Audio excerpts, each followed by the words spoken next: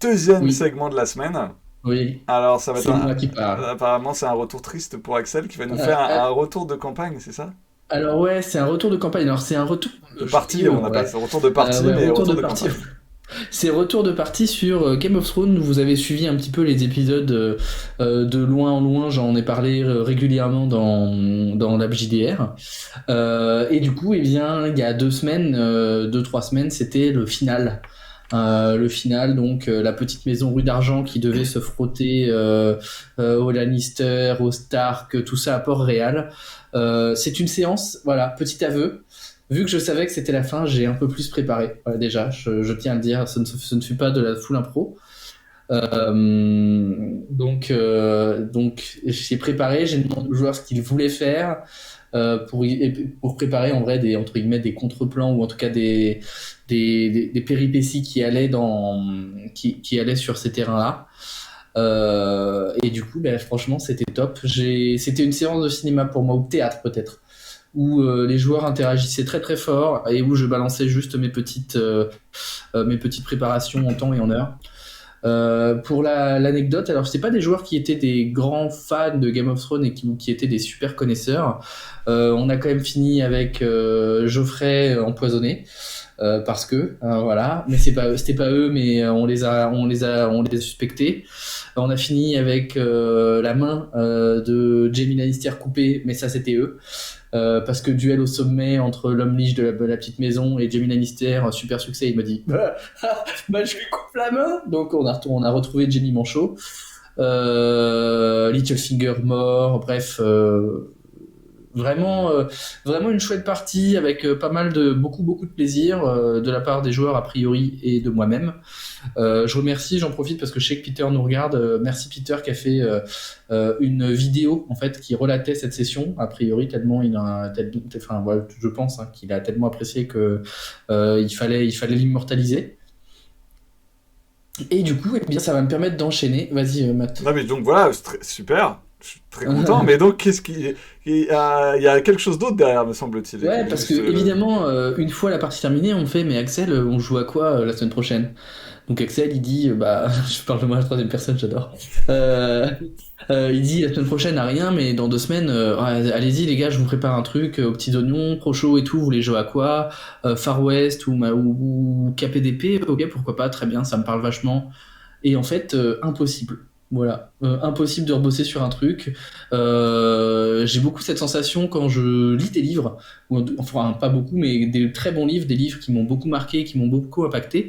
Quand je ferme le livre, j'ai un sentiment de déprime, de dépression, qui est un sentiment connu, hein, c'est le post-book blues, le PBB. Et j'ai eu la même chose pour cette campagne. Et du coup, bah, impossible de me remettre en ordre de marche, d'écrire quoi que ce soit, de penser à un pitch pour préparer des règles et des persos. Et du coup, le blocage complet. Et donc, évidemment, je me suis renseigné. Je dis, vas-y, Matt, tu connais? Il me dit, ouais, ouais, je connais. Et je dis, bah ouais, mais je fais comment du coup? Il me dit, bah tu te remets en selle. Je dis, super, Matt, merci, c'est hyper facile. Alors, Voilà. j'étais un peu plus. Le truc, c'est que oui, le blues de quelque chose qui se termine, c'est un grand classique. Vous terminez une série, ah putain. Alors, c'est plus facile sur une série de j'en enchaîne une autre. Mm. Mais parce que t'en enchaînes une autre, je veux dire, ou le cinéma par Ouais, exemple, il y a le film te hante, et puis le seul moment où tu peux arriver à te débarrasser de ce film qui te hante, c'est d'en regarder un autre qui va te hanter à sa place, et c'est une boucle sans fin. ouais, Mais pour des choses. Moi j'ai eu ça par exemple avec les jeux vidéo. Quand ouais. j'ai fini The Witcher 3, j'ai été incapable de reprendre un jeu vidéo médiéval fantastique et qui se veut jeu de rôle, en tout cas avec du scénario. Ouais. Dès que je commençais 2 3 jeux, je les arrêtais au bout de quelques heures en disant c'est de la merde, c'est mal écrit, ça a aucun intérêt, le monde n'est pas Mm. aussi bien, ils arrivent même pas à la taille du petit quart de la moitié de l'ongle de pied de Geralt de Rive. Ouais. Donc ça m'a apporté pendant longtemps, et là, moi la seule solution que j'ai trouvée là-dedans, sur les jeux vidéo, c'est de faire du jeu vidéo, pas obligatoirement absolument refaire un, mais quand j'en ai Mm. refait un, j'ai essayé de choisir un jeu vidéo qui n'était absolument pas le même style. Donc surtout pas un jeu de rôle, surtout pas Ouais. de jeu de rôle au sens jeu vidéo, hein, RPG, entendons ouais. RPG, ouais. Surtout pas quelque chose avec du scénario compliqué, du lore, etc. Surtout pas d'autre. Et, et en fait, comme ça m'a permis de tomber sur Hades. qui est donc pas Ah du oui. tout un jeu de scénario comme Witcher, mais Witcher, ouais. un jeu de baston, de try and retry, etc. Et c'est un jeu que j'ai trouvé génial, super bien écrit, ce qui me permet à côté après, quand j'essaye des try and retry en disant ils sont nuls, ils sont l'ADR est pourrave, il n'y a pas de jeu d'acteur aussi bien que dans l'ADR, etc. Et donc je suis passé à autre chose, peut-être un city builder, enfin voilà. Donc en gros, peut-être que pour le jeu de rôle, tu devrais essayer le porte-monstre trésor maintenant. Ouais, alors oui, alors n'exagérons pas tout de même. Mais blague à part, en fait, j'ai beaucoup lu sur le phénomène sur les livres. Et en fait, j'ai trouvé des palliatifs. Parce que j'ai commencé du coup à préparer la future campagne. Mais palliatifs, ça a été donc déjà la vidéo de Peter, en fait, parce que c'est un mécanisme de deuil, hein. Alors évidemment pas un deuil grave comme la perte d'une personne, mais c'est un deuil qu'on ressent quand on arrête ces trucs-là. Et donc, bah, en fait, revivre des moments de la campagne, ça m'a aidé. Donc, revivre cette dernière séance avec la vidéo de Peter a été assez chouette. Et puis, j'ai relu mes notes, en fait. J'ai relu mes notes et en me disant, ça c'est vrai que, ah putain, j'ai quand même eu des bonnes idées. Ah, j'ai bien rebondi ici. Putain, cette scène-là avec ce personnage était vraiment très très cool. C'était vraiment Est-ce que génial. tu t'es dit aussi un peu, ah là j'ai chié, il faudrait que j'améliore des trucs? Oui, alors bien sûr, il y a eu des trucs où je me suis dit, ouais, là, bah, pour la prochaine, je referai pas comme ça. Là, ouais, bah là, la mécanique, par exemple, je m'en suis pas bien servi, ou je l'ai pas bien expliqué, ou de toute façon, c'était du D1, donc ça m'a saoulé. Voilà. Donc, j'ai désacralisé la chose. J'ai aussi beaucoup lu, mais d'autres jeux de rôle.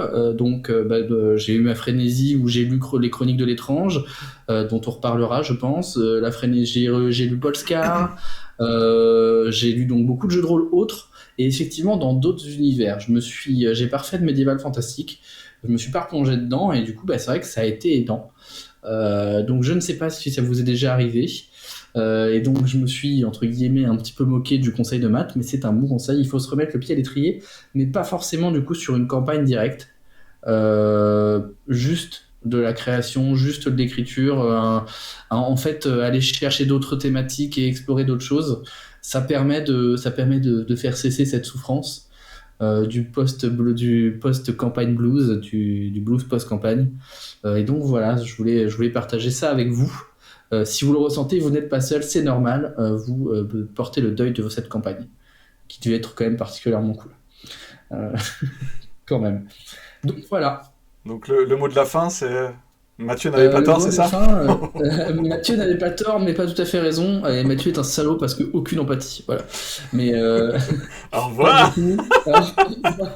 Salut.